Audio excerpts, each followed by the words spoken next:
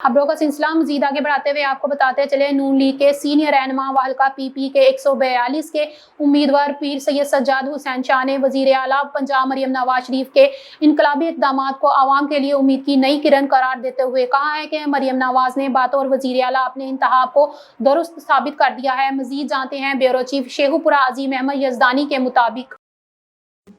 बिस्मिल्लाहिर्रहमानिर्रहीम, मैं हूँ अजीम यजदानी।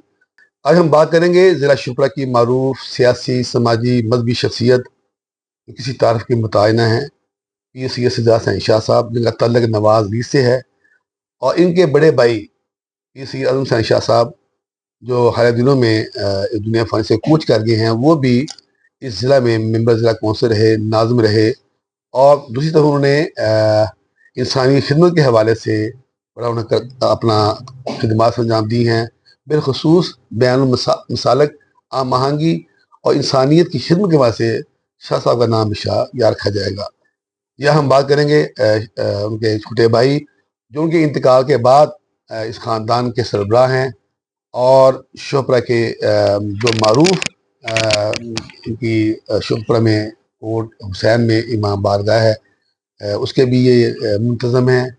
और मुस्लिम नून के भी रहनुमा हैं, हक्का पीर से के उम्मीदवार भी हैं। आइए से बात करते हैं। अस्सलाम वालेकुम। वालेकुम सलाम। शाह साहब, ये हमें बताइएगा कि आपका ख़ानदान कई दहाइयों से सियासत में खिदमत अंजाम दे रहा है।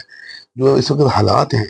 अवाम के, मुल्क के अमन व अम्मा की सूरत हाल है, इस तरह देखते हैं कि हम कहाँ खड़े हैं और कहाँ जा रहे हैं, हमारे मुल्क का मुस्तकबिल क्या है, हमारे सियासतदानों का जो रवैया है, किरदार है, किस तरह उसको देखते हैं आप? बिस्मिल्लाहिर्रहमानिर्रहीम। थैंक यू यजदानी साहब। असल में ये जो हालात हैं हमारे मुल्क के, ये जो हमारे सब सियासतदानों ने पैदा किए हुए हैं, अगर ये सब लोग एक सियासत को एक खिदमत का जज्बा लेकर मुल्क की खिदमत करें और अवाम की खिदमत करें, तो ये बहुत बड़ी इबादत है, और सब मिल के इस मुल्क के लिए हमें सोचना पड़ेगा। क्योंकि अब जो हालात हमारे मुआशी हैं बिल्कुल बहुत ख़राब है। अगर हम मईशत को मुस्तकम बनाना चाहते हैं तो हम सब सियासतदानों को, हर जमात को मिल बैठ कर इस पाकिस्तान का सोचना चाहिए। शाह साहब, अगर आपसे ये सवाल किया जाए कि पंजाब का तो जितने वज़राए आला हैं, आप किसको बेहतरीन अवाम दोस्त समझते हैं? आपके मुशाहदे के मुताबिक, आपके मुताबिक कौन सा वज़ीर इस पंजाब के लिए ज़्यादा बेहतर रहा है? देखिए, जो मियाँ नवाज शरीफ भी वज़ीर आला पंजाब रहे हैं, उनके दौर भी आप चेक कर लें और कितना बेहतरीन, और सुबह पंजाब ने कितनी तरक्की की है। उसके बाद मियाँ शहबाज शरीफ साहब जो वज़ीर आला पंजाब रहे हैं, उनका दौर भी चेक कर लें, और ये इनके दौर से बहुत बेहतर है, और उसमें लोगों को बहुत अपना अपना मामलात उनके हल हुए हैं और डेवलपमेंट के हल हुए हैं, और सूबे ने तरक्की की है।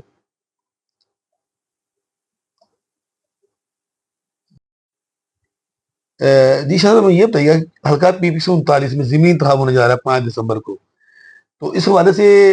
क्या समझते हैं कि वहाँ नवाज लीग कामयाब होगी? क्योंकि महंगाई भी बहुत ज़्यादा है,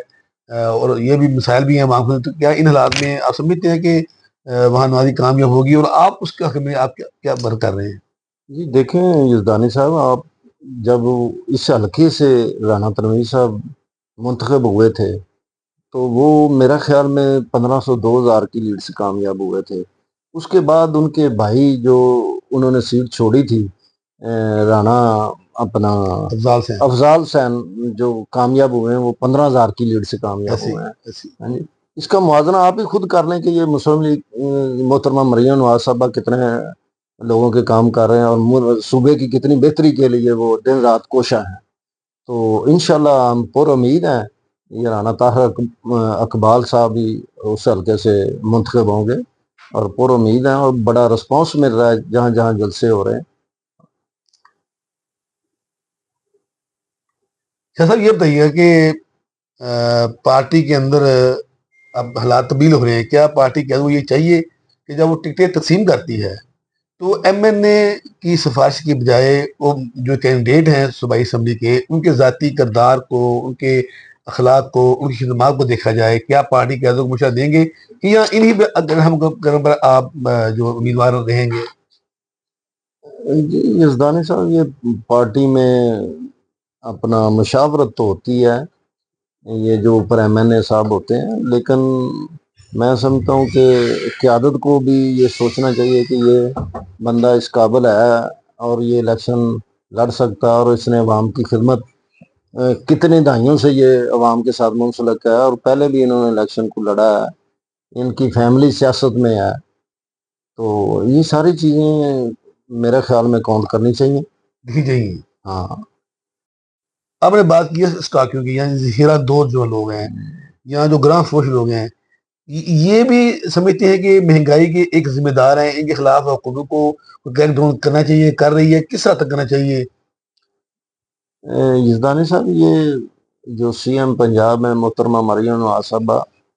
وہ اس پہ بہت سخت میسج دے چکی ہیں پنجاب کے تمام ڈی سی اوز کو کہ یہ ذخیرہ اندوزوں کے خلاف پرچے دیں، اور کافی لوگوں کے اوپر ڈی سی او صاحب اور اے سی صاحب نے پرچے دیے ہیں، اور لیکن جو بڑے تگڑے مافیا ہے ان کے پیچھے بھی بہت بڑے لوگوں کے، سیاسی لوگوں کے ہاتھ ہوتے ہیں، لیکن انشاءاللہ تعالیٰ یہ محترمہ مریم نواز صاحبہ ان پہ ہاتھ ڈال رہی ہیں، اور یہ اسٹاکیو جو ہیں ویسے ہی یہ انسانیت کے خلاف کام ہے اور سیرت محمدی کے خلاف کام ہے، جو اسٹاک کر کے لوگوں کو مہنگا دیتے ہیں، یہ کوئی مسلمان معمولی بات نہیں ہے۔ شاہ صاحب آخر میں یہ بتائیے کہ سیاست میں انتقام کی جو سیاست ہے، کہ آپ ایم این اے بن گئے، ایم پی بن گئے، مخالف کا مقدمات درج کروانا یا اس کو کروانا، اس سیاست کی خوش شکنی کرنے کے لیے آپ کیا تجویز دیں گے کہ کیا یہ کلچر ختم ہونا چاہیے یا یہ اس سے مزید آپ مضبوط ہوتے ہیں؟ نہیں یزدانی صاحب، میں تو اس کلچر کے اپنے ذہن سے خلاف ہوں۔ یہ جو ایک کینڈیڈیٹ ہوتا ہے، کتنے عوام سے ووٹ لے کر آتا ہے اور اس کی عزت کو پامال کیا جائے، وہ تو اچھی بات نہیں ہے۔ ٹھیک ان ہے۔ کو عزت دینی چاہیے جیسے عوام نے ان کو عزت دی ہے، تو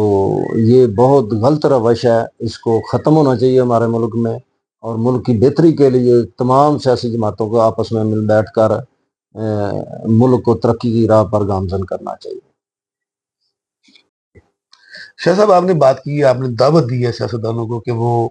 جماعتوں کو آپ نے دعوت دی ہے کہ وہ قومی اتحاد کا مظاہرہ کریں، اپنے اپنے اختلافات براہ راست اس ملک کے لیے، عوام کے لیے، معیشت کی بحالی کے لیے کردار ادا کریں، لیکن ہم دیکھ رہے ہیں کہ ہمیں پاسوں سے لے کر اب تک ہمارے حالات یوں کہ توں ہیں، بلکہ ابتر ہو رہے ہیں۔ کیا اس ملک کا جو نظام ہے وہ کون سا نظام آئے جس سے یہ ہماری قیادت بھی ٹھیک ہو جائے، ہماری معیشت بھی ٹھیک ہو جائے، ہماری اخلاقیات بھی ٹھیک ہو جائیں؟ وہ کون سا نظام ہے؟ آپ کے پاس بتائیں گے کہ کون سا نظام ہے وہ؟ دیکھیں یزدانی صاحب، ہمارے ملک میں جو ہمارا ملک جو جب بنا تھا، وہ اسلام کے نام پہ بنا تھا، بالکل ٹھیک تو ہمیں یہ اسلام کے نام پر ہی اس کو چلانا چاہیے، بالکل ٹھیک۔ اور اس میں جو ہمارے نبی پاک صلی اللہ علیہ وسلم کی سیرت ہے اور ان کے بتائے ہوئے احکامات پر ہمیں چلنا چاہیے، اور انشاءاللہ تعالی ہم سبھی لوگ کامیاب ہیں۔ جب ہم ان کے احکامات سے دور ہوں گے اور سیرت نبی پہ عمل نہیں کریں گے اور اللہ کے احکامات کو مانیں گے نہیں، ٹھیک ہے۔ تو ہمارے لیے یہ کوئی یہ مت سوچے کہ ہم یہ احکامات کو اپنا نہ مانتے ہوئے ہم کامیابیاں حاصل کریں گے۔ میں سمجھتا ہوں کہ یہ ممکن نہیں ہے۔ یہ ممکن نہیں ہے۔ یہ تب ہی ہوگا جب ہم سب لوگ بیٹھ کر اس ملک کی بہتری کے لیے بیٹھیں گے، اور اس کو ہم آگے لے کے چلنا چاہتے ہیں، اور سب مل بیٹھ کر اس کو جو ہے نا اللہ کے احکامات اور سیرت نبی پر اس کو گامزن کریں۔ شاہ صاحب آپ کا تعلق پاکستان مسلم نون سے ہے، جو صرف پنجاب میں اور وفاق میں گنا جماعت ہے، بطور سیاسی کارکن کے، اور آپ ایک حلقے کے امیدوار بھی ہیں، کیا آپ اس کی کارکردگی سے مطمئن ہیں؟ جی دیکھیں جی، اپنا جو جب سے یہ محترمہ مریم نواز صاحبہ پنجاب کی وزیر اعلیٰ بنی ہیں، انہوں نے کافی پروگرام دیے ہیں اور کافی ڈیولپمنٹ کے کام کروا رہی ہیں، اور انشاءاللہ پہلے سے ہمارے صوبے میں بہتری ہے۔ دیکھیں نا، جیسے وہ پی ٹی آئی کے دور میں عثمان بزدار تھا، ایک نااہل آدمی کو وزیر اعلیٰ پنجاب بنا دیا تھا، جو ایک تحصیل ناظم کا کینڈیڈیٹ تھا، اور اس کو سی ایم پنجاب بنا دیا، جس طرح اس نے بندر بانٹ کی ہے وہ اب سب کے سامنے ہے۔ نوکریاں بھی وہ اپنا وہ ٹھیکوں پہ چل رہی تھی، تو اس طرح تو نہیں چلتا، اور اس سے بہت بہتر ہے محترمہ مریم نواز صاحبہ اور مسلم لیگ کی قیادت جو ہے پنجاب کو آگے لے کے اگر آپ سے یہ جو آئندہ الیکشن